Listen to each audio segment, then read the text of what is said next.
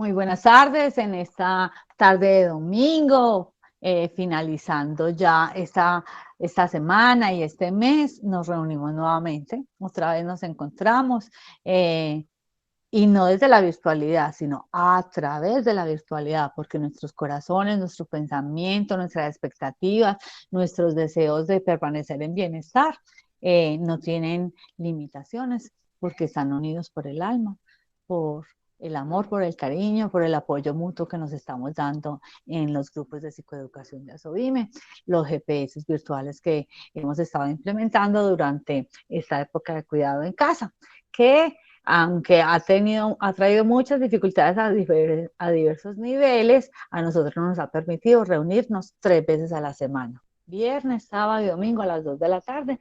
Y hoy nos estamos encontrando con un tema con el que Juan Ramiro nos dejó iniciados, motivados, expectantes desde el día de ayer, que es manejando mi vida como con el componente de esperanza, muy necesario para nuestro bienestar y sobre todo para elaborar nuestro sistema de apoyos. Hola Juan Ramiro, ¿cómo estás? Claudia, ¿cómo vas? ¿Cómo van cada una de las personas allí que están con nosotros hoy? Les saludo cordialmente y afectuosamente a todas. Bueno, vamos a continuar con el tema de ayer. Acordémonos que estábamos hablando de la esperanza y habíamos mostrado un cuadro que yo he ido construyendo a través del tiempo, no muy lejano, más bien reciente, acerca de una cantidad de características, cualidades, eh, sentimientos, emociones que tenemos las personas, ¿cierto? Las cuales, pues de alguna manera, nos ayudan a identificarnos y digamos, esos vocablos o cualidades y demás están relacionadas ya sea eh, porque son sinónimos o porque tienen componentes que están ligados directamente a lo que es la esperanza. Entonces estamos tratando de entender la esperanza. Y ayer decía que esas cualidades o esas características o sentimientos o emociones no son negativas. Y hoy vamos a explicar por qué no son negativas y vamos a empezar a entender muchas razones de muchas cosas. Entonces vamos a iniciar y vamos a iniciar con un cuento. Ya no se ve todavía mi... No se ve la pantalla compartida todavía. Entonces, vuelvo, ahí debería estar. No, todavía no.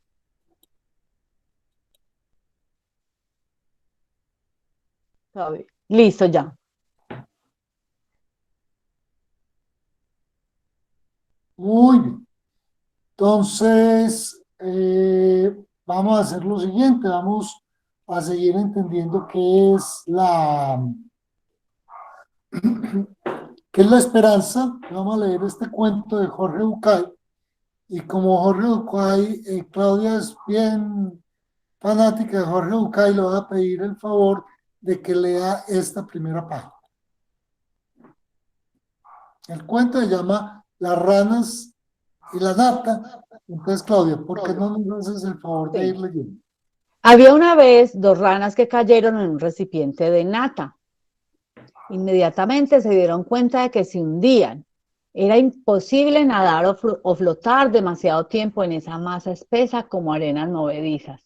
Al principio, las 2 ranas patalearon en la nata para llegar al borde del recipiente, pero era inútil.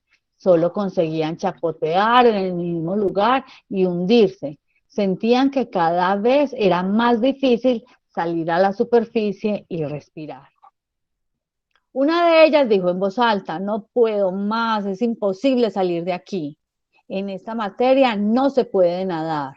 Ya que voy a morir, no veo por qué prolongar este sufrimiento. No entiendo qué sentido tiene morir agotada por un esfuerzo estéril. Dicho eso, dejó de patear y se hundió con rapidez, siendo literalmente tragada por el espeso líquido blanco. Muy bien. Julia Gredo, ¿tú qué piensas hasta el momento de lo que ha sucedido allí?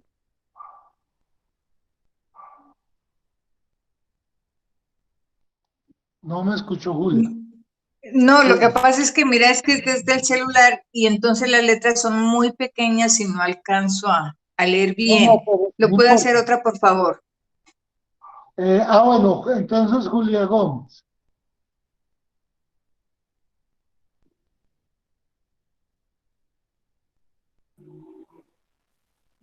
Bueno, lo que alcancé a escuchar del cuento es que una de las ranas se rindió,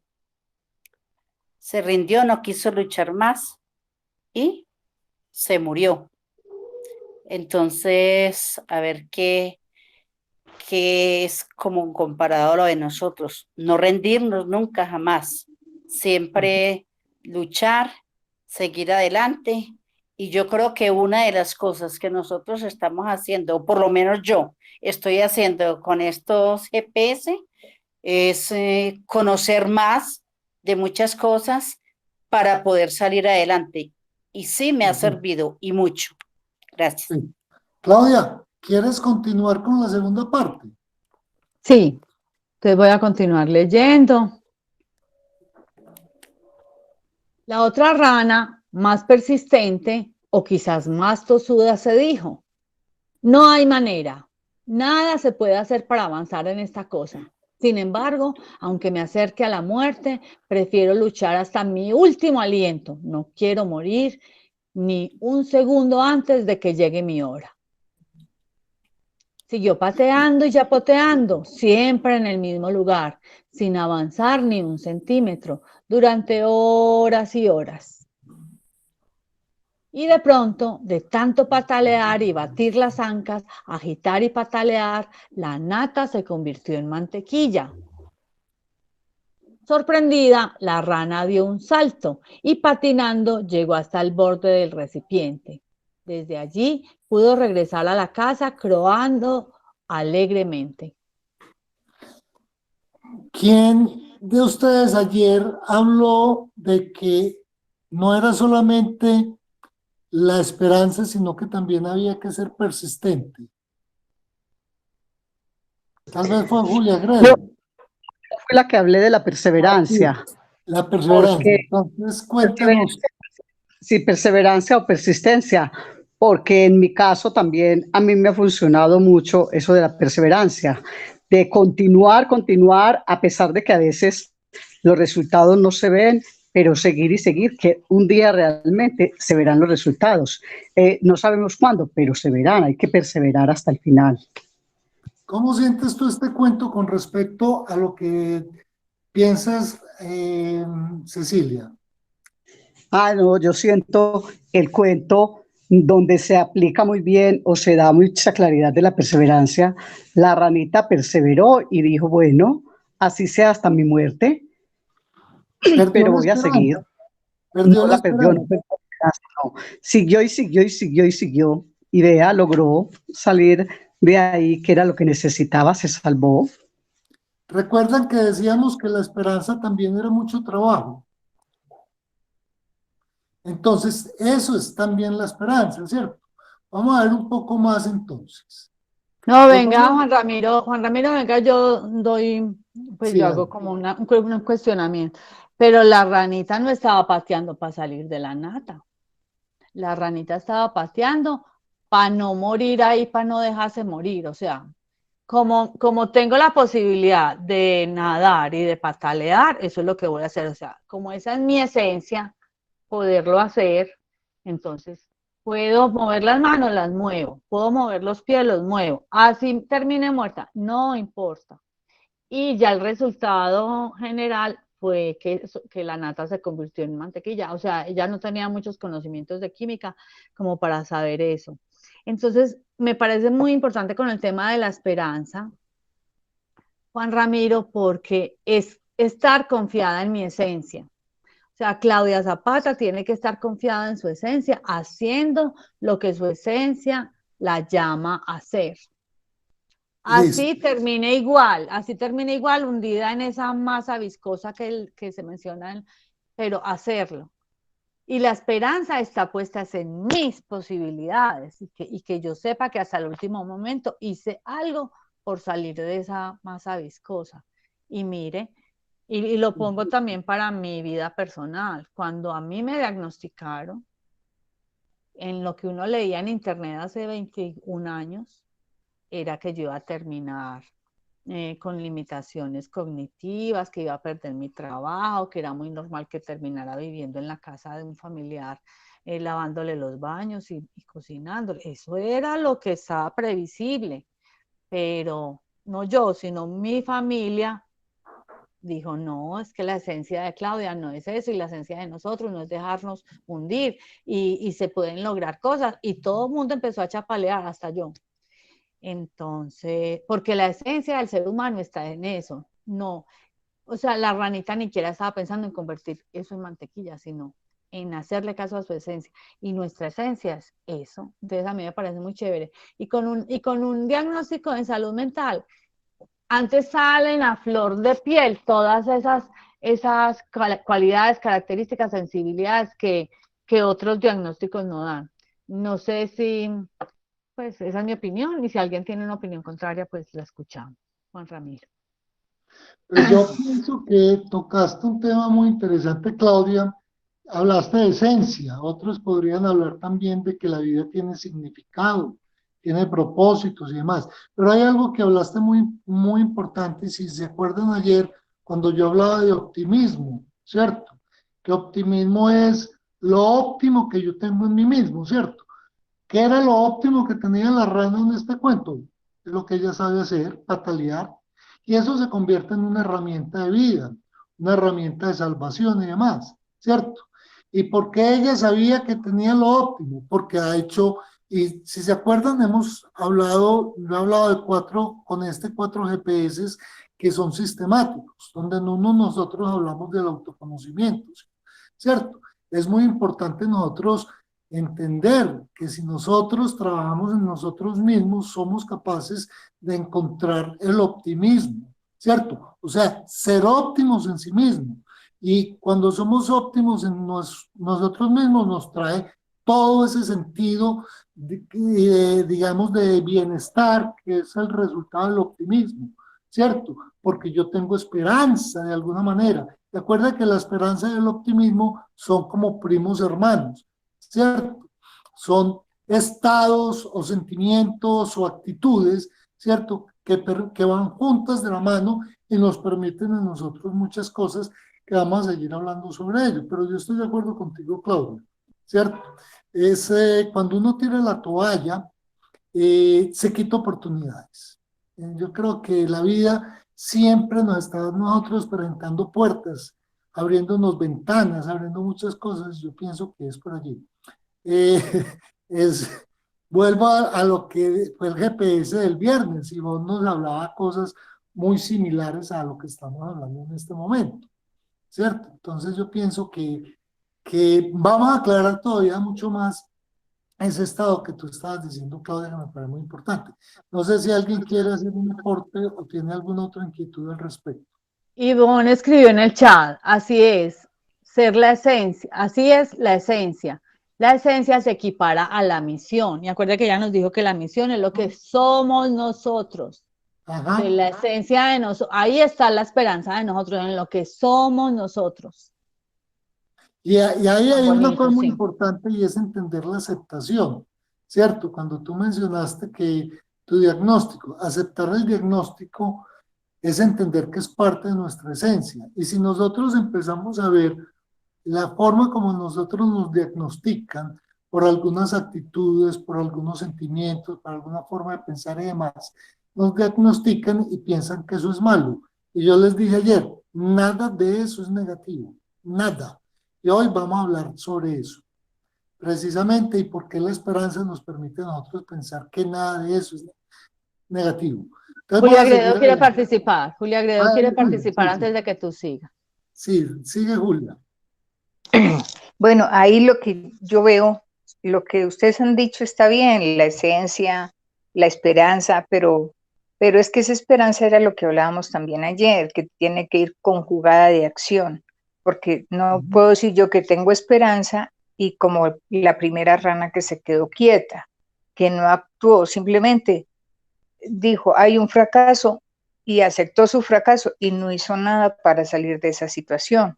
En cambio, la otra que hizo acción, como dice Claudia, que hizo patalear lo que sabe hacer.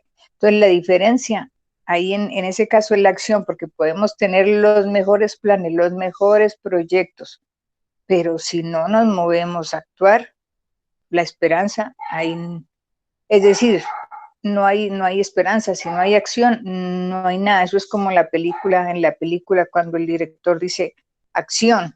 Cuando dice acción, todo se empieza a mover, pero si no hay acción, todo se va al traste. Entonces, la acción, el movernos, el tomar decisiones para ir de un lugar a otro, si en este instante estoy en una situación que no quiero estar, pues mi situación es moverme hacia otro lado, hacia otra situación, buscar los medios, buscar las ayudas necesarias, lo que sea, para estar en un punto distinto. Gracias.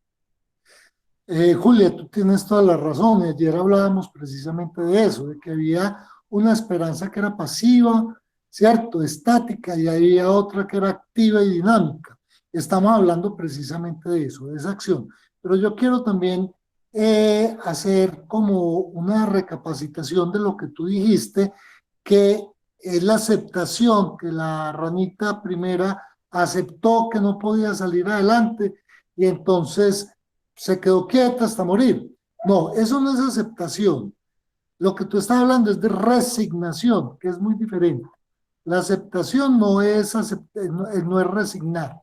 La aceptación es una cuestión de uno eh, agradablemente recibir las cosas, ¿cierto? Pero las cosas positivas. Tú no aceptas lo negativo y te quedas quieto ante lo negativo. Tú resignas. Entonces, aceptación no es resignación, ¿cierto? Entonces, lo que hizo la rana fue tirar la toalla, o sea, una resignación. Listo. Creo que, pues, hago como esa aclaración porque ese término para nosotros de aceptación es muy importante.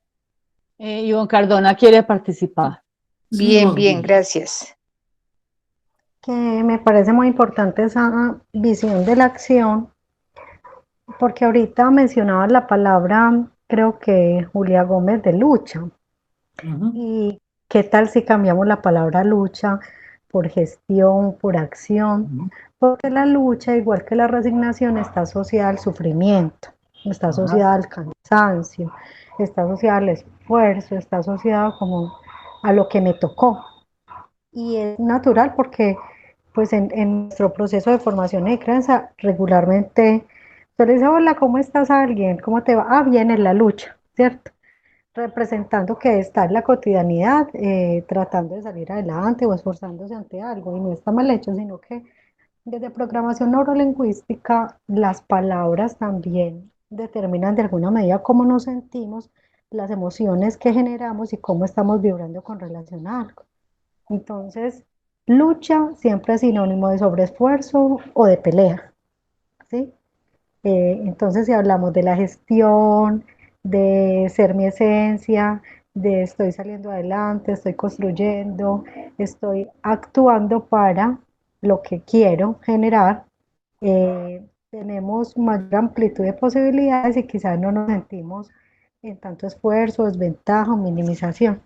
Comprendo el contexto en el que lo dicen, más mi apreciación es empezar a utilizar desde el pensamiento, desde la emoción y desde la conversación unos términos que nos generen mayor amabilidad y que nos lleven a elevar los niveles de endorfinas y disminuir el cortisol, que también la lucha me lleva a no sentirme muy bien.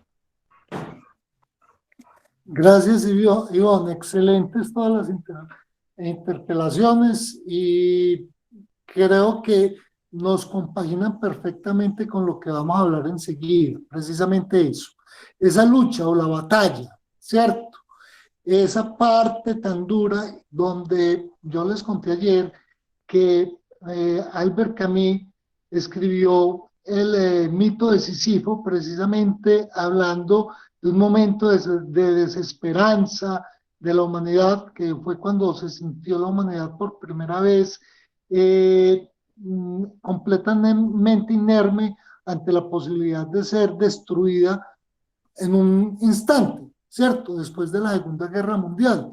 Y vuelvo y les recuerdo que Sísifo fue una persona o un ser o alguien que Zeus lo condenó a cargar siempre una roca, a subirla a través de una loma o de una pendiente, sí, una loma, hasta la cima durante todo el día, y cuando llegaba arriba, esa piedra se rodaba y al otro día tenía que volver a hacer lo mismo. Entonces muestra precisamente esa lucha, esa desmotivación, la razón de por qué hacer las cosas si no tengo precisamente un motivo, si no tengo una esperanza y demás. Entonces nos lleva como a esa desazón, donde entonces nos sucede lo siguiente: cuando nosotros perdemos la esperanza, la vida se vuelve una ardua batalla contra los obstáculos.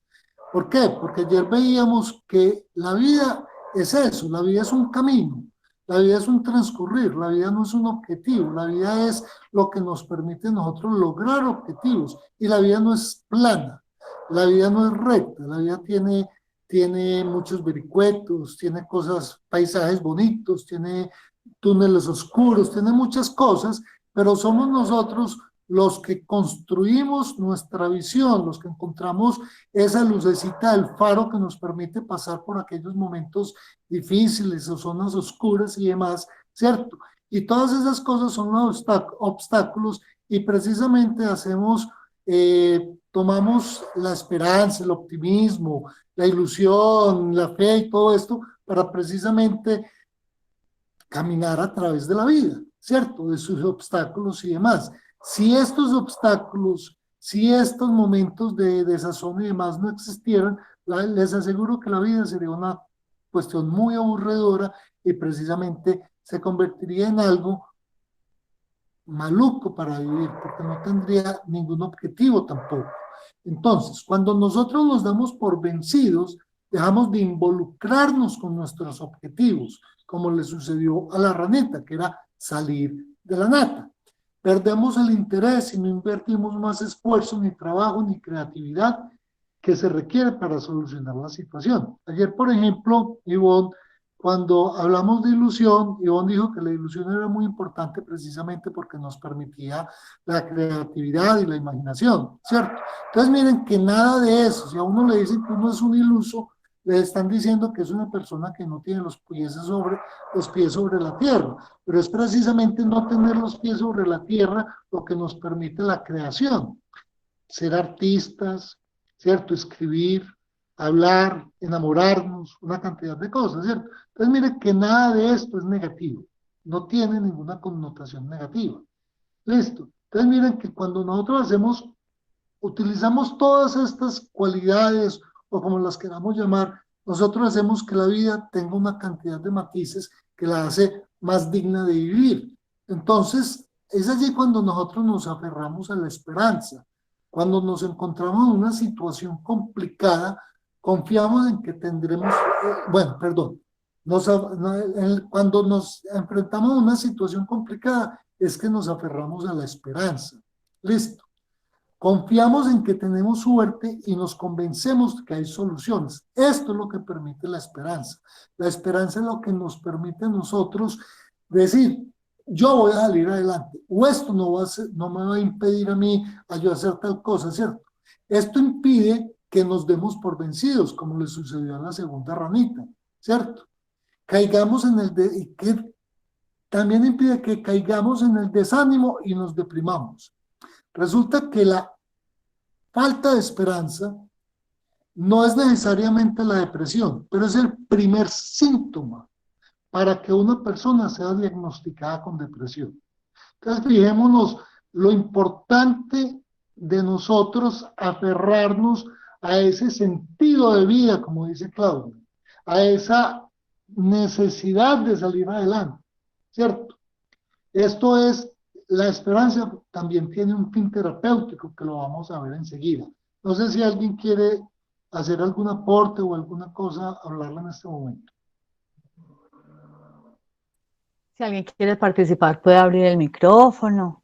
Si tiene Yo, alguna anécdota, que Ivonne, me te parece escuchamos. que aquí son bonitas porque los que estamos aquí indiscutiblemente tenemos esperanza, ¿cierto?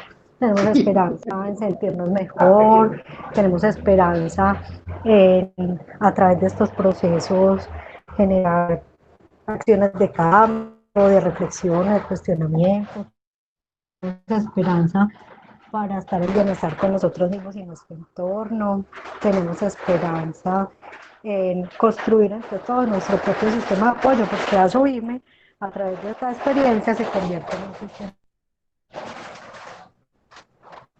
Gracias. Gracias, Ivonne, excelente. Como siempre, tus aportes muy apropiados. Listo. Entonces, veamos cuándo surge la esperanza. Ya dijimos que nosotros cuando estamos en una situación de dificultad, es que nosotros nos aferramos a la esperanza, pero veamos cuándo surge entonces la esperanza. Entonces, según la Real Academia Española, define la esperanza como el estado de ánimo que surge cuando se presenta, ¿cierto?, algo alcanzable o cuando nosotros sentimos que lo que deseamos lo podemos alcanzar, ¿cierto? Entonces, fíjese, verá, si nosotros sentimos en un momento de desazón que algún obstáculo se nos presenta y nosotros sentimos que no somos capaces de alcanzarlo, nos deprimimos o desesperamos o cualquier otra cosa.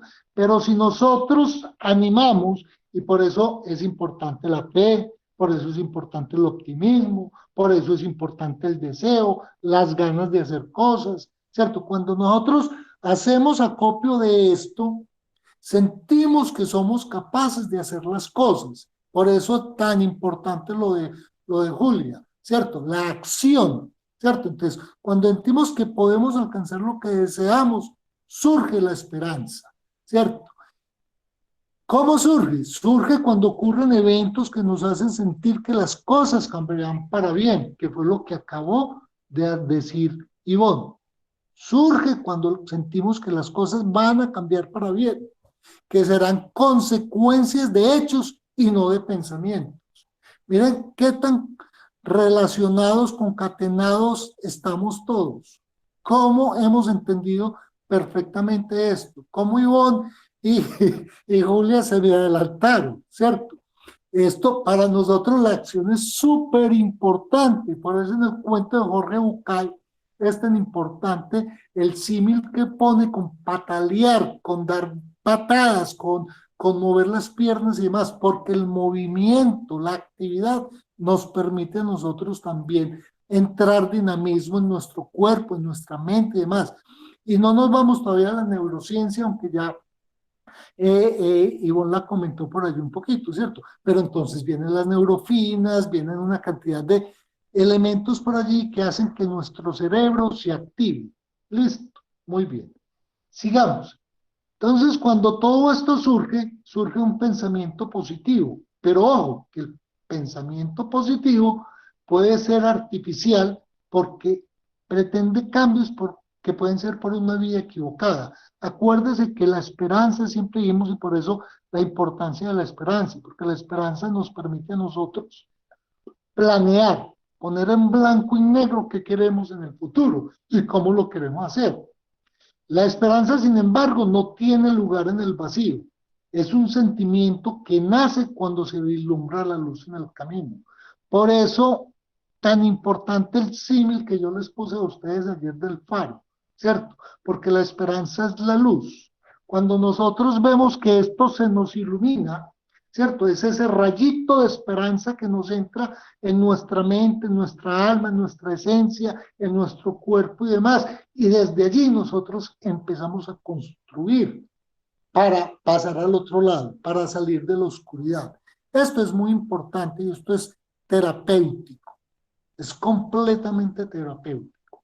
Listo. Pero porque demasiado positivismo, y oigan la palabra que le estoy diciendo, demasiado. Estas palabras no son mías, estas palabras son de una psicóloga que se llama Esperanza Moreno Indiano, ¿cierto? Entonces, le pongo aquí, porque esto sí lo tomé literalmente de ella, pero es que estoy completamente de acuerdo con ella. Listo. Si alguien quiere hacer algún aporte aquí, bienvenido. Nadie, bueno, continúa. Pueden abrir el micrófono, sí, Ivonne Cardona va a participar. El positivismo es algo muy, muy interesante, muy bacano. Yo les decía, creo que ayer o antier, que existe la psicología positiva, la psicología transpersonal, que son las nuevas olas que a partir de la década de los 70 empiezan a hablar desde la psicología de una perspectiva más humanista. Sí. Sin embargo, positivismo sin acción, positivismo sin enfoque, positivismo sin claridad, lo único que genera en el ser humano es frustración. Porque si estoy positiva, me siento muy bien o lo voy a lograr, pero si no tengo asuntos claros, si no genero las acciones que eso amerita, si no me relaciono con quien me corresponde, si no limpio también mi alma, un montón de emociones de baja vibración, pensamientos y creencias, el positivismo solo me va a generar mayor dificultad conmigo misma, porque tiendo a que me suceda lo que decía Juan Ramiro ahora, a perder la confianza, a perder la esperanza. Pero uno puede decir, voy a poner un ejemplo, desde el positivismo, estoy delgada, y mis acciones, no hago ejercicio, como más carbohidratos que proteína y vegetales, tengo una vida sedentaria. ¿Será que el positivismo me va a conducir a donde o como quiero estar, cierto? Entonces sí, yo quiero ser delgada. ¿Por qué? Porque quiero una vida sana, porque quiero tener mayor agilidad, y que es importante que yo me responsabilice ante eso que quiero hacer. Ahí el positivismo es un elemento reforzador, potenciador, apancalador, que me ancla y me permite tener vitalidad y fuerza para desempeñarlo. Pero si solo lo digo y lo escribo, pero no lo hago, lo acciono y lo siento, la acción queda media y me genera, como decía, frustración, rabia, falta de confianza y falta de mirar que las cosas son posibles, porque no ocurren, sencillamente porque no me aclaro, ni me enfoco, ni me responsabilizo ante ello.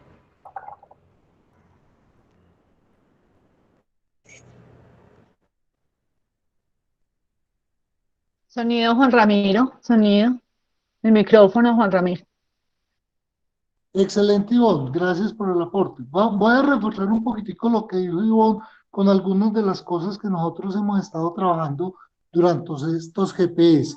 Si ustedes se recuerdan, los 4 GPS que yo he montado, pero que están completamente relacionados con todo lo que llevamos en estos meses que hemos estado reuniéndonos, empezamos en qué pensamos y cómo lo pensamos, ¿cierto? Entonces es muy importante nosotros empezar a controlar la forma como pensamos, cuáles son el tipo de pensamientos y demás, y entender que eso forma parte de un proceso.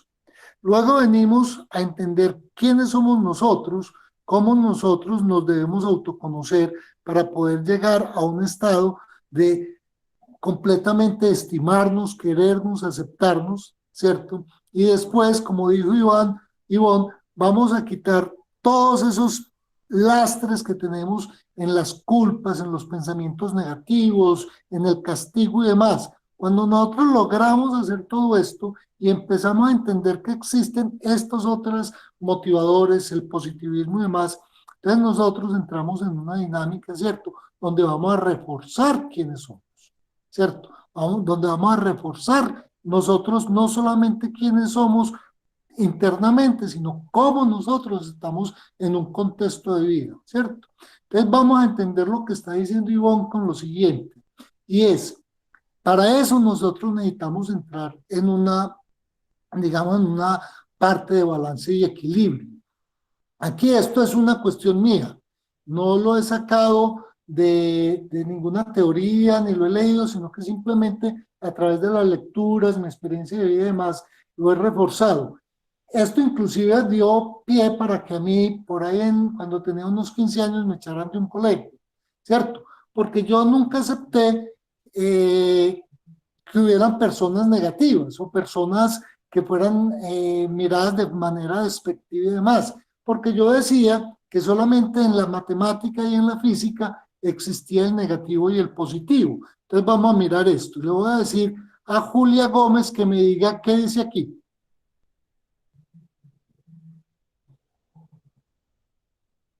Julia.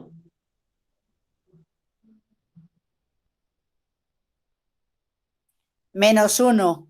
Listo. Julia, cuando tú fuiste docente, ¿cierto? Sí. Bueno, cuando tú tienes un número -1, ¿tú cómo lo vuelves positivo? Con otro menos. Pero si tú a un número negativo le sumas uno positivo, ¿qué sucede? Ah, no, otro positivo. Uno No. más. A Uno ver, más uno, ¿cuánto es? 1 más 1, 2. Pero -1 más.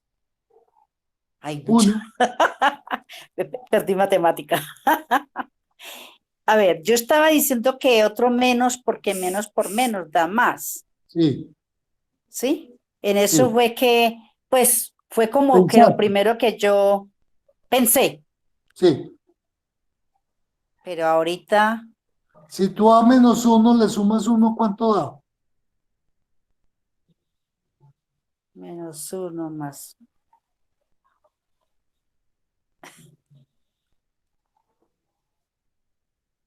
Yo te voy a Da hacer el 0. papel. Da 0. ¿Cierto? 0. ¿Qué pasa cuando yo tengo una cosa negativa y le sumo una positiva sin razón de ser? La anulo. Ah, Así de sí. sencillo.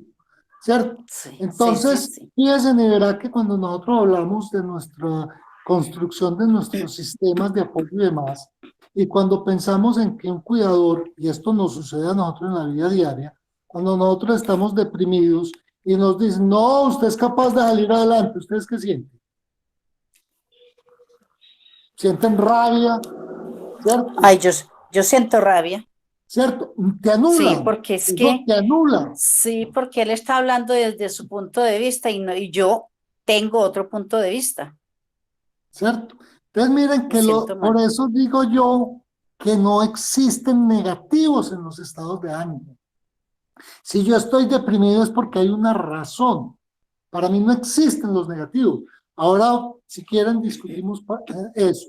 Hay por allá otras cosas que dicen que para uno poder entender qué es el no, tiene que entender qué es el sí, ¿cierto? Sin el no, no puede existir en el sí. Por ejemplo, hay una civilización que se llama los Aymara en Bolivia, que es una civilización mucho más antigua que la civilización inca. Para ellos no existe el cero, porque para ellos lo que no es, no puede existir. O sea, para ellos la no existencia no existe. ¿Listo? ¿Por qué? Porque para ellos todo lo que es. ¿Cierto? Así sea negativo o positivo, eso es. Listo. Para los japoneses, dentro de su sintoísmo también hay algo por allí. Todo tiene que tener una razón de ser, ¿cierto? Entonces, vámonos a basar, no en la parte religiosa, ¿cierto? Sino en esto. Cuando nosotros hablamos del Tao, ¿cierto? No nos metamos aquí en el confusionismo, ni nos vamos a meter aquí en el budismo ni nada de eso, sino simplemente en la esencia del Tao, que para ellos, para usted poder entender la luz, tiene que conocer la oscuridad. Entonces, allí no existe lo negativo, existe lo opuesto. Y el opuesto es complementario a su propio opuesto, ¿cierto? No existe lo negativo. Para existir el bien tiene que existir el mal, y el mal tiene una razón de ser. Cuando nosotros entendemos eso, y por eso yo cuando les mostré el cuadro, les dije yo ayer, no piensen en esto como negativo, no piensen que si yo soy optimista, entonces el pesimismo es el negativo. No, el pesimismo simplemente es el opuesto, es otra forma de ver las cosas y demás, ¿cierto? Esto lo llevo yo porque cuando nosotros miramos esto de esta manera, entonces entendemos que si a mí me dicen no es porque existe la posibilidad de que exista el sí. Si yo digo negro es porque existe la posibilidad de que haya el blanco. Y si yo junto el negro y el blanco, me resulta un gris. Y cuando hago eso, mi vida tiene una riqueza mayor de matices, ¿cierto? Entonces, cuando eso lo ponemos nosotros en nuestra vida y entendemos que hoy estoy triste, es que la tristeza también tiene un valor y tiene un significado y también puede ser una alarma para que nosotros cambiemos. Entonces, cuando nosotros empezamos a entender eso, empezamos a entender que la esperanza tiene también una cantidad de oportunidades, también la tristeza tiene oportunidades, también la desazón tiene oportunidades, también la alegría tiene oportunidades, ¿cierto? ¿Cierto? Entonces, lo que decía ahora Ivonne, el exceso nos puede ser una alerta, puede ser una cosa que si nosotros lo miramos y lo empezamos a entender, a nosotros nos permite enriquecer nuestra vida. Si alguien quiere discutir sobre esto, bienvenido. Les digo, es una opinión muy personal mía y hablo desde mi esencia. Nadie tiene... Sigo adelante entonces. Sí, Juan Ramiro, nadie Juan, yo va. quisiera decir algo. Ivonne. Sí, dale. A mí me pareció muy bonito lo que decía Julia y el ejemplo que ponías de que quizás si alguien le dice tú puedes, sienta rabia, porque probablemente el primer sentimiento es esta persona me está diciendo porque no sabe qué es sentir esto, no ha pasado por esta experiencia o no siente como yo. Y tiene pues toda la razón y todo el derecho. Sin embargo, yo diría que qué tal si ponemos filtro a eso y miramos que quien te lo dice probablemente o tiene confianza en ti, o tiene un interés genuino de tu recuperación, o de que veas tus habilidades y destrezas y no te quedes en verte como un diagnóstico, ¿cierto? O sea, ahí hay varios puntos de vista y si lo miramos desde el tema de la esperanza, probablemente quien te diga eso tiene esperanza en que estés mejor, en que te recuperes o hagas uso de otras habilidades y destrezas. O también puede ser producto, resultado de su incapacidad de tener herramientas para ayudarte de otra manera. Más hay un interés bonito ahí. Entonces, vuelvo y digo, quizás es transformar la manera como vemos las cosas, porque quien nos dice eso, sí, quizás. Si yo le digo eso a alguien, pues yo no tengo una experiencia de diagnóstico. Pero si yo le digo eso a alguien, estoy buscando que ese alguien se mire a sí mismo desde su valor, no desde su diagnóstico, o mire posibilidades en medio de la situación que está viviendo. Gracias. Ivonne, y tú pones un punto muy importante aquí. Cuando yo puse el ejemplo, simplemente era para mostrar cómo dos acciones que no son complementarias se anulan, ¿cierto? Pero también digo que, como tú lo estás diciendo, ¿cierto? Y no nos miremos como personas diagnosticadas, mirémonos como personas, porque es que a mí lo de diagnóstico a mí pues me ha, digamos, horrorizado un poquito, no digo para las otras personas, pero cuando yo veo eso de esa persona que, como tú lo dices, tiene la esperanza de que yo de alguna manera reaccione, ¿cierto? Hablemos de reacción, ¿cierto? Es cuando yo digo, bueno, si yo me pongo en el lugar del otro o me pongo en mi lugar, pero empiezo a ver el opuesto, ¿cierto? Es cuando yo empiezo a encontrar esos matices, ¿cierto? O sea, no mirar eso tampoco como negativo, no. Eso hay matices, hay posibilidades de mirarlo de otra manera y entender que esa otra persona que de alguna manera está interviniendo conmigo es porque yo le intereso, perdón, ¿cierto? Porque si yo no lo interesara, no me lo estaría diciendo, ¿cierto? Entonces es también bajar un poquitico la guardia, es también pensar que no es una justificación el que yo haya sido diagnosticado o tengo esto, ¿cierto? Es también entender que eso forma parte de todo un contexto, ¿cierto? Entonces no sé si complemento lo que tú estás diciendo, Ivonne. Yo quiero intervenir, Juan Ramiro, porque el llamado que respecto a lo que dice Julia, hay que seguirlo diciendo en estos espacios, porque acuérdense que nosotros podemos hacer parte del sistema, de hecho, ya somos parte del sistema de apoyo de otra persona. Entonces, esa llamada de atención que nos hace Julia es para que, en lo posible, nunca digamos ese tipo de expresiones y empecemos a pensar en otro tipo de acompañamiento verbal, de ánimo, de impulso, de reconocimiento que no sea ese, porque de verdad que es inicialmente, o sea, hay que hacer una reflexión demasiado profunda para encontrarle el lado positivo. Y me parece bueno seguirlo diciendo, tal vez acompañándolo de que cuando nosotros seamos sistemas de apoyo, no hacerlo. Porque es que es como yo me siento mal y la otra persona minimiza ese sentirme mal, entonces lo aumenta mi angustia. Y minimiza ese que yo me siento mal diciendo, no, pero es que usted va a ser capaz, pero entonces la llamada de atención es para que nosotros como sistema de apoyo no, pues implementemos otra forma de animar. Y cierto, gracias. Sí. No, perfecto. Pero Digamos es que yo creo que también hay varios puntos de vista, porque entonces, ¿qué podría hacer el otro? Si te sientes mal, pobre de ti, si no vas a salir adelante, uy, qué situación tan difícil. Siento que ahí hay una reflexión, como decís vos, Claudia, mucho más profunda, porque es que ni para un lado ni para el otro, ¿sí? Yo pienso que es ponernos en una situación de, sí, el otro tiene derecho a sentirse mal por lo que está viviendo, pero no entender que si alguien te dice, tú puedes salir adelante, te está desvalorizando en tu sentir. No, por el contrario, puede tener un interés genuino en que tú, aún y con el diagnóstico, con la situación que estás viviendo, puedas salir adelante. Yo pienso que es un asunto de interpretación. Porque si yo te digo eso, ten la plena confianza y seguridad que estoy buscando que quizás te sientas mejor. Que desde otro observador no sea la manera más adecuada, pero la intención está. O que yo no tenga más herramientas para ayudarte, pero quiero ayudarte. Esa es la intención. Ahora, entonces, generemos desde este encuentro cuál podrían ser otras palabras, otras estrategias y otras herramientas para que yo no parezca que no me importa tu dolor y que tú no te quedes en el dolor o indignado porque crees que yo no comprendo tu dolor. ¿Sí? Ahí hay una oportunidad de aprendizaje.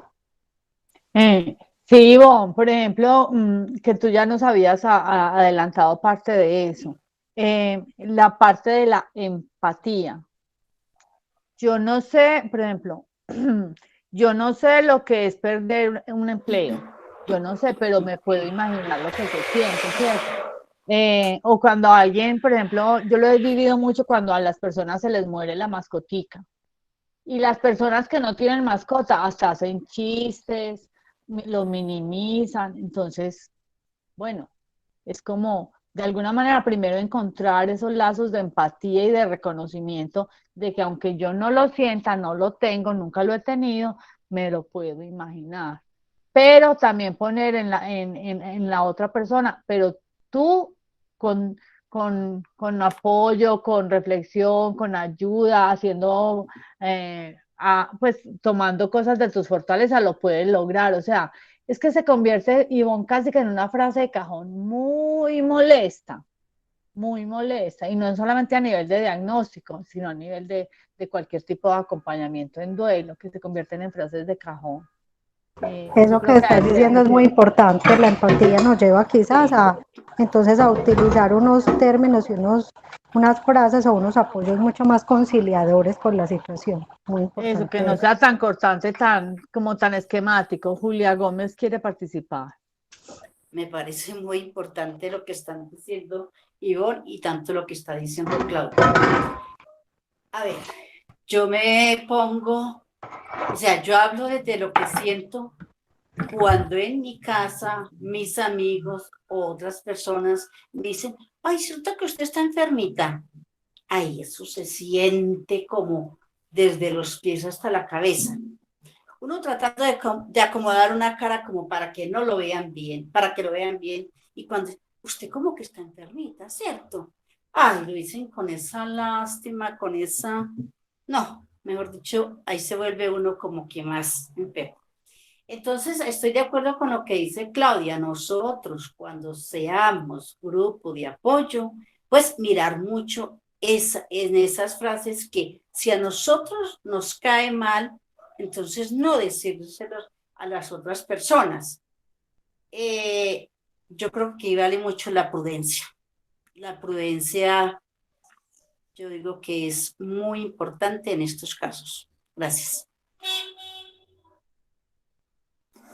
Bueno, yo creo que se ha abierto una oportunidad de construir una especie de acciones y demás para consignar dentro de un manual para personas de apoyo. No diciendo que con eso vamos a escribir la Biblia, pues, de el apoyo a las personas, pero me parece que estas diferencias, estas cosas permiten perfectamente construir eso y entender entonces cómo desde la empatía, desde el conocimiento, desde el deseo y demás, podemos crear oportunidades. No sé si dejamos Juana, esto. ahí yo veo, para ya cerrar y no darle más vueltas a eso, pero yo veo una oportunidad de trabajar mucho en el amor propio, porque es que por toda experiencia que me signifique dolor, si yo trabajo más en la construcción de mí, me voy a blindar más para cómo recibir esas situaciones en un plano que no sea tanto desde la afectación. Estoy completamente de acuerdo contigo. Y por eso yo decía también desde el punto de vista, y por eso decía mío, ¿cierto? Cuando yo estaba en una situación de estas, yo también puedo tratar de sentir empatía por la persona que me está acompañando. Pero como digo, es una oportunidad de nosotros discutir amigablemente, no discutir no es la palabra, de discernir acerca de todas estas situaciones y tratar de encontrar elementos de enseñanza y de aprendizaje, ¿cierto? No sé si quieren que sigamos o cerramos ya este paréntesis. Cecilia va a participar. Pues mirando todos los puntos que hemos expresado y que cada uno pues piensa algo diferente o igual a otro, yo personalmente pienso que para hacer un comentario hay que conocer a la persona, porque de verdad que nosotros a veces sí somos como muy imprudentes para hacer ciertos comentarios, sobre todo frente a las situaciones difíciles, y nos dejamos llevar por las emociones nuestras o por los sentimientos o por como que obramos demasiado rápido sin darnos cuenta que podemos lastimar a esa otra persona. Entonces tenemos que conocer que hay personas demasiado sensibles, que cualquier cosita que se les diga, pues las afecta mucho. Otras, en cambio, son muy fuertes. Entonces, si yo conozco al otro, yo sé también qué le puedo o qué no le puedo decir. Muchas gracias.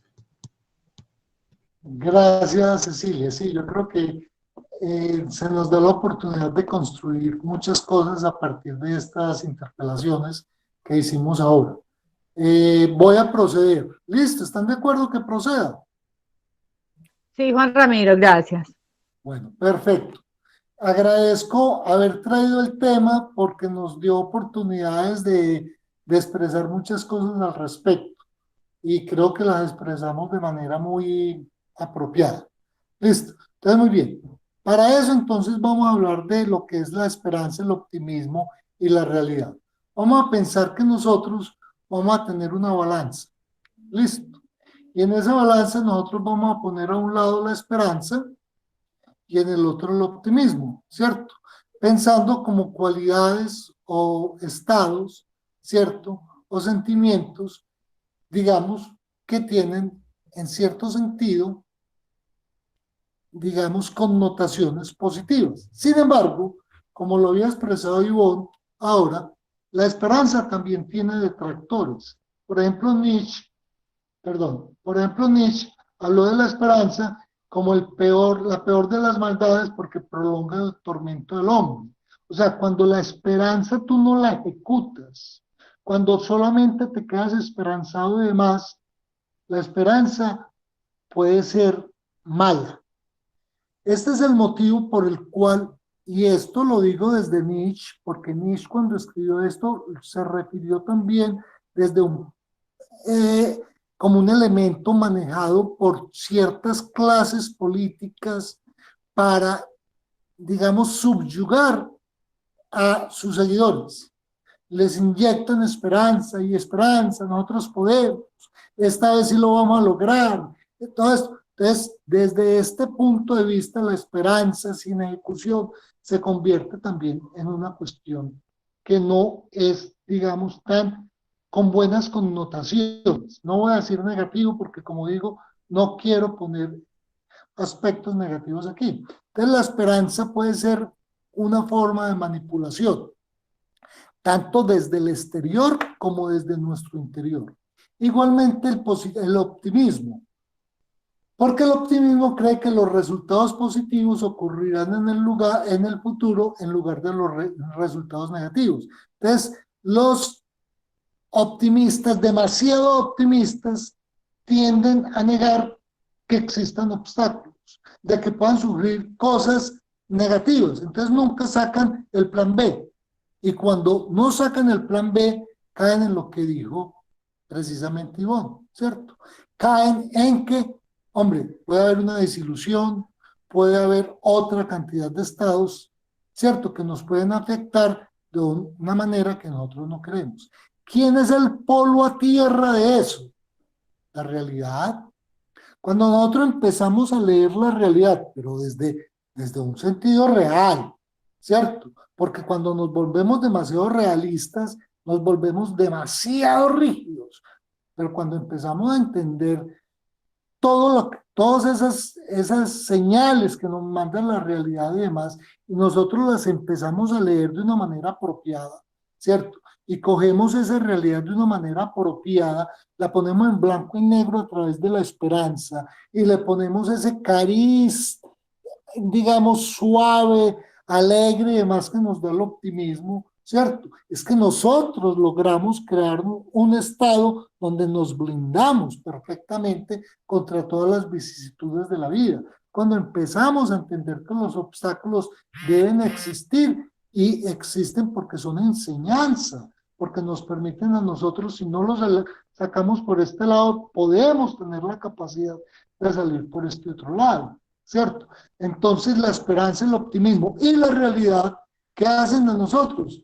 Nos fortalecen, ¿cierto? Y entonces aquí empezamos a entender cuáles son las características de una persona esperanzada que une optimismo y realidad a ese plan de vida, ¿cierto? A esa vida con sentido que menciona Claudia, ¿cierto? Entonces las personas esperanzadas son personas para las cuales los obstáculos son desafíos para realizar el futuro, donde cada obstáculo le saca una enseñanza, saca una forma de comportarse para salir adelante. Listo. Son personas realistas, pero no rígidas. Listo. No son personas que se resignan, sino todo lo contrario. Son personas que aceptan los retos. Son personas sinceras consigo mismo y con su entorno. Listo. Son personas que no son tímidas. No les da miedo buscar apoyo. Reconocen que hay momentos en que sus capacidades y su optimismo no es suficiente. Entonces buscan apoyo. Son personas que entonces en ciertos momentos aprenden a delegar o aprenden a buscar ayuda, ¿cierto? Son personas que evalúan y entienden cuándo esperar, cuándo es el momento adecuado para actuar y cuándo es el momento en que deben parar, ¿cierto? Son personas que entienden y saben leer las señales de vida. ¿Listo? Muy bien. Son personas que entonces tienen la capacidad de adaptarse a las circunstancias. Si yo no puedo por aquí, estas son las circunstancias, esto es con lo que cuento, estos son mis recursos, entonces estoy en capacidad de volver a tejer un objetivo, y de pronto el objetivo, decir, no voy a cumplir todo esto, pero voy a cumplir todo esto otro, ¿cierto? Entonces son personas que son que ellas mismas son adaptables, ¿cierto? Y comprenden que el fracaso es una oportunidad de aprender. Listo, vamos a ver qué otras características tiene. Listo, las características de una persona esperanzada entonces son personas quienes recuerdan con facilidad los buenos eventos. Son personas que aceptan los halagos cuando vienen y saben distinguir un halago de una lisonja. Tienen una alta autoestima y se sienten desafiados ante las adversidades. Se sienten desafiados, no se sienten confrontados. Toleran mejor el dolor. Son personas más exitosas. Tienen un mayor sentido de propósito y padecen menos de depresión y de ansiedad. Una persona esperanzada, ojo, realista y optimista, contribuyen al bienestar y ocupan un rol fundamental en el desarrollo personal.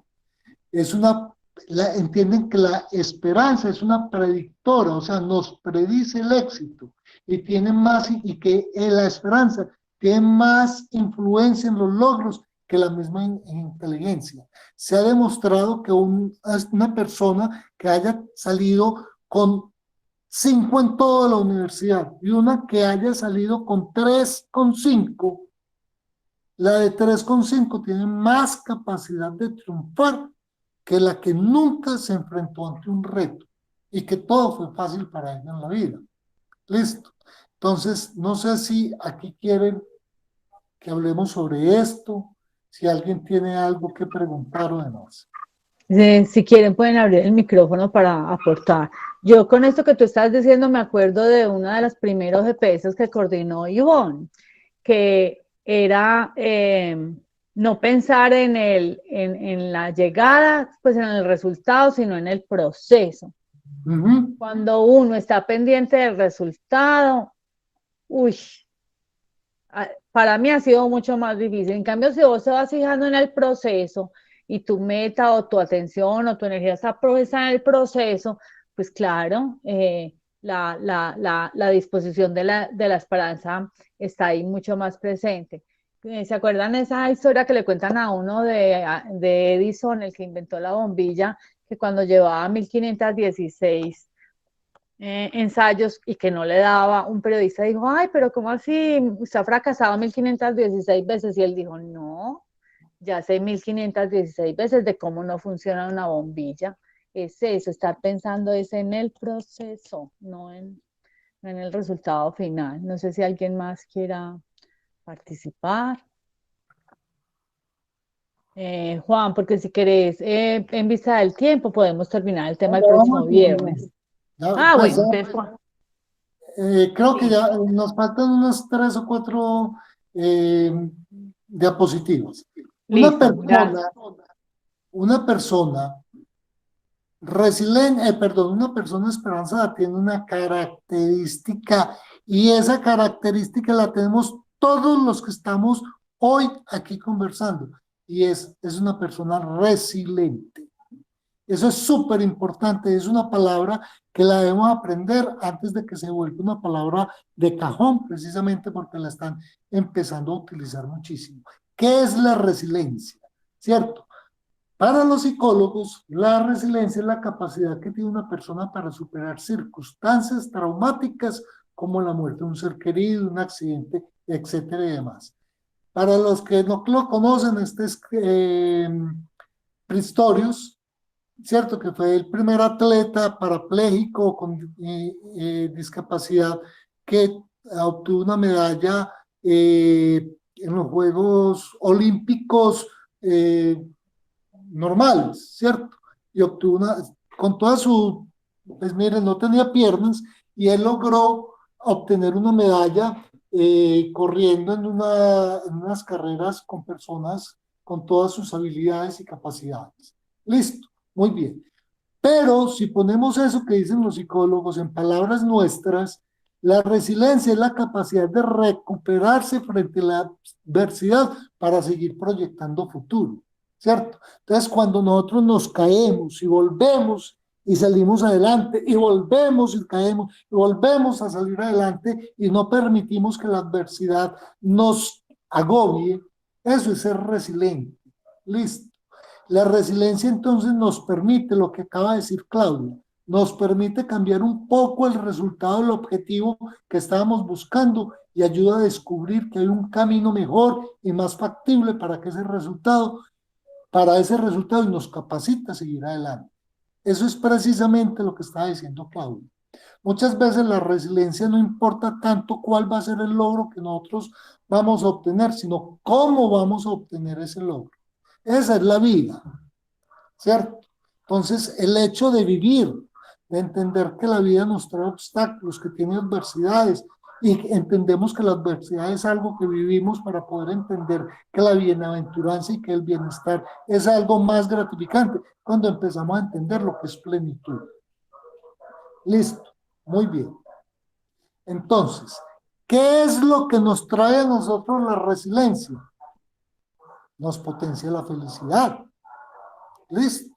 Eso es supremamente importante que lo entendamos. ¿Por qué? Porque la esperanza como motor de vida es precisamente eso. La esperanza es lo que nos empuja y nos da fuerzas para intentar conseguir lo que nos proponemos, ¿cierto? Así, en algunos momentos tengamos que cambiarlo de lugar. Es el último resorte que tenemos ante las adversidades. Nos fomenta una actitud positiva ante la vida y ante las adversidades. Las personas que tienen una actitud positiva ante la vida suelen ser más activas, emprendedoras, ya que esperan que su esfuerzo vaya a ser recompensado, ¿cierto? Es siempre nosotros que emprendemos algo, esperamos al final encontrar una recompensa. ¿Cuál es la recompensa? Eso no es lo importante, pero muchas veces la recompensa puede ser material, otras veces esa recompensa puede ser significado de mi vida, puede ser otro tipo de cosas, ¿cierto? Muy bien. ¿Por qué? Porque es que la esperanza también nos sirve de consuelo. Listo. Ante la adversidad, la esperanza surge como un recurso para poder levantarse y continuar hacia adelante. ¿Por qué? Porque ayuda a poder soportar los reversos que nos da la vida. ¿Por qué? Porque las expectativas en un futuro mejor tienen una función terapéutica y nos ayudan a sobreponernos de estas difíciles soluciones.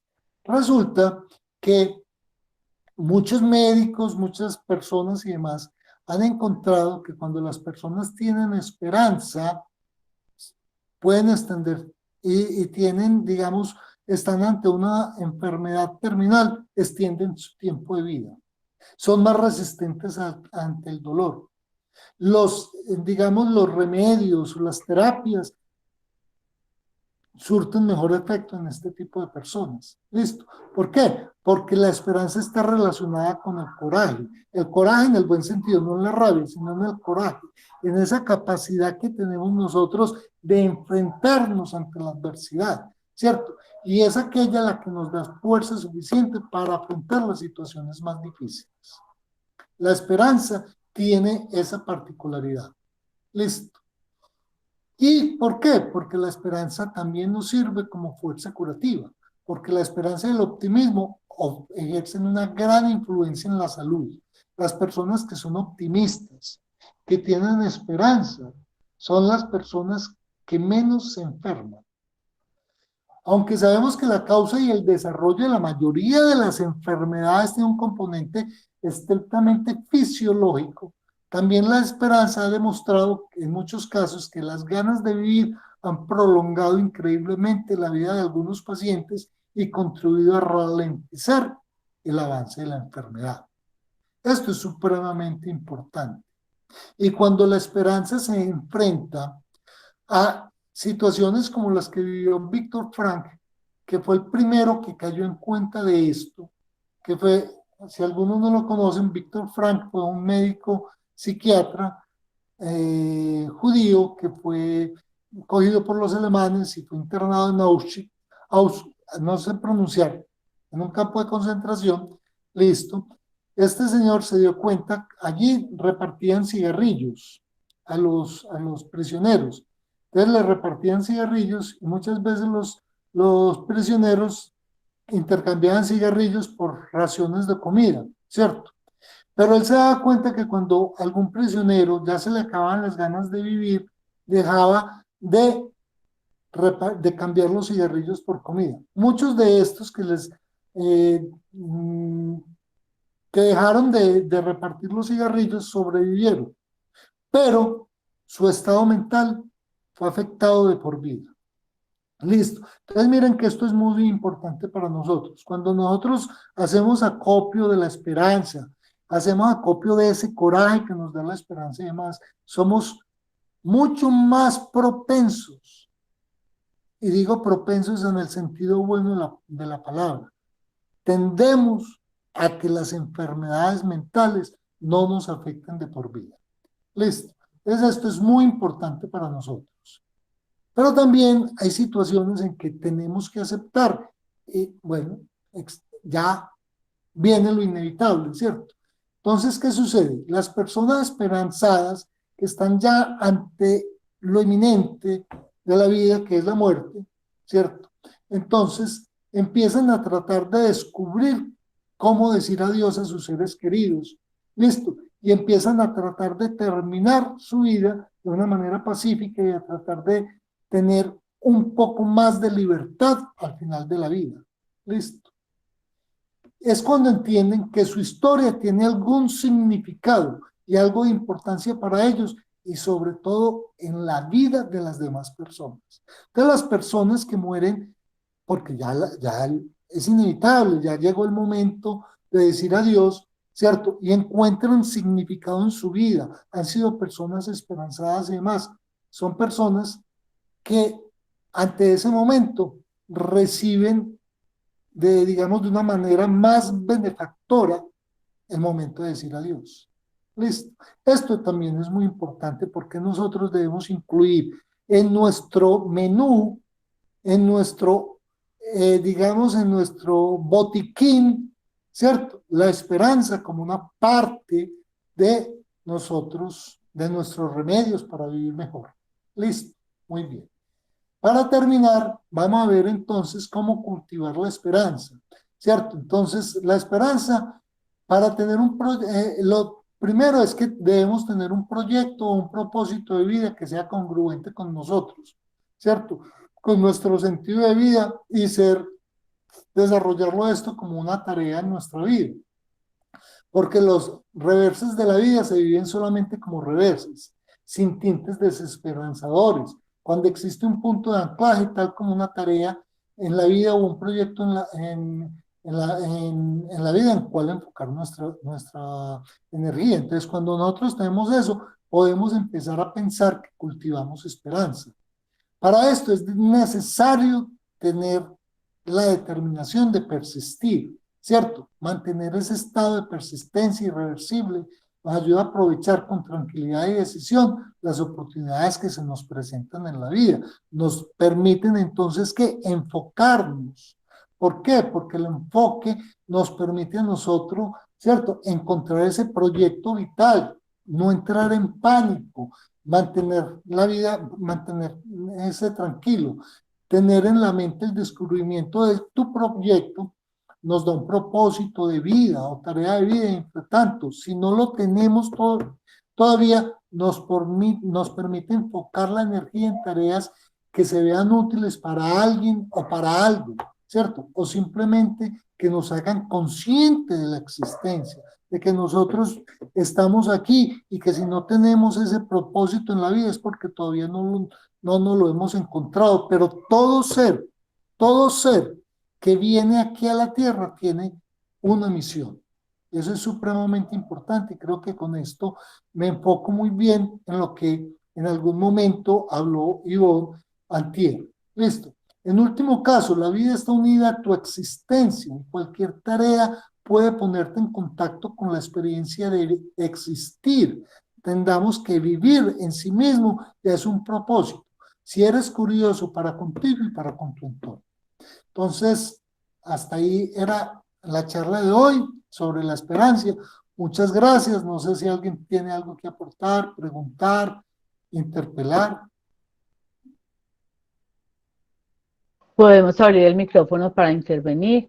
Lo que sí me estoy dando cuenta yo, Juan Ramiro, es que nosotros hemos tenido un hilo conductor sin haberlo propuesto, pues sin haberlo dispuesto así Muy esquemáticamente, pero mire Pero mal.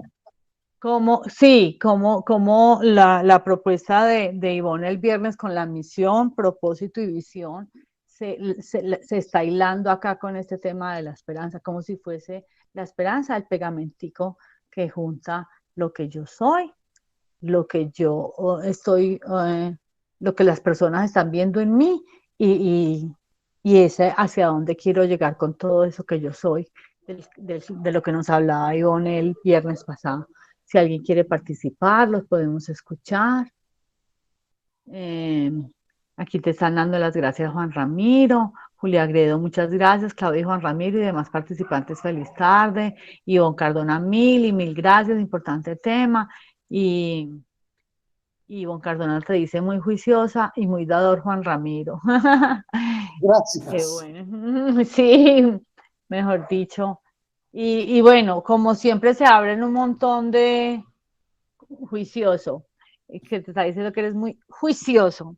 Y como siempre se abren un montón de temas, Juan Ramiro, porque tú ya nos dijiste el qué de la esperanza y nos faltaría ya a nivel individual o no sé si en otro GPS, el cómo, el ejemplos de vida a nivel histórico que donde se vea reflejada la esperanza, así como con Víctor Frank. O sea, hay muchas maneras de adentrarnos más en este tema y muchísimas gracias por el abrebocas, porque yo creo que apenas fue como un abrebocas que nos hiciste. ¿Cómo te sentiste esta tarde con nosotros, Juan Ramiro? No, a mí, tú sabes que siempre me ha gustado muchísimo y como tú dices, ¿cierto? A medida que vamos avanzando, pues yo voy aprendiendo, ¿cierto? Entonces, realmente, si no fuera porque estamos todos aquí y ustedes allí presentes, pues yo de pronto no estaría haciendo esto. Entonces, ese es un motivante para yo hacer esto y para aprender. Esto me ha enriquecido muchísimo. Realmente lo confieso, me ha enriquecido muchísimo, a pesar de que son temas que yo venía desde antes, sobre todo esto de la esperanza, pues lo venía trabajando antes de la pandemia, ¿cierto? Y entendía que lo tenía que trabajar, pero no lo había entendido muy bien y no lo había encontrado como el anclaje, ¿cierto? Cuando fui estudiando y demás y me fui encontrando, entonces me encuentro con todo lo... Por eso fue que quise hacer por lo menos estos 4 GPS que tuvieran como un hilo conductor y por eso te hablé de que esto era un sistema, que no se podía ver como cuestiones aisladas.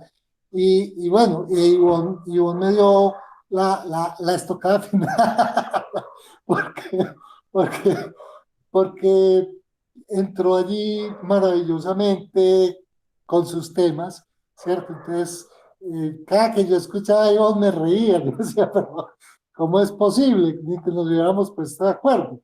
¿Cierto? Porque perfectamente cuadran en lo que yo venía desde hace tal vez 2 meses atrás que ya te dije a ti que había descubierto a los estoicos, ¿cierto? Cuando empecé a entender eso y hoy digo, hoy concluyo que definitivamente más relacionados no pueden estar. Yo no sé si hay algún escritor, algún filósofo o algún otra psicólogo que haya visto como esta relación. Yo lo vi y me pareció supremamente importante.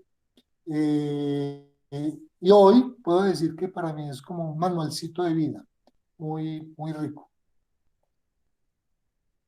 Bueno, gracias Juan Ramiro por compartirnos el manualcito de vida que ha sido tan importante para estar con muchos más elementos para configurar nuestro sistema de apoyos que va a facilitar que nuestro bienestar permanezca, se consolide y por ahí derecho el de las personas que hacen parte de nuestra vida, de nuestro entorno. Muchísimas gracias por estar acá y nos vemos el próximo viernes, sábado y domingo a las 2 de la tarde en los GPS de Asovime. Un abrazo para todos, qué bueno, otro fin de semana junticos. Gracias. Gracias. Muchas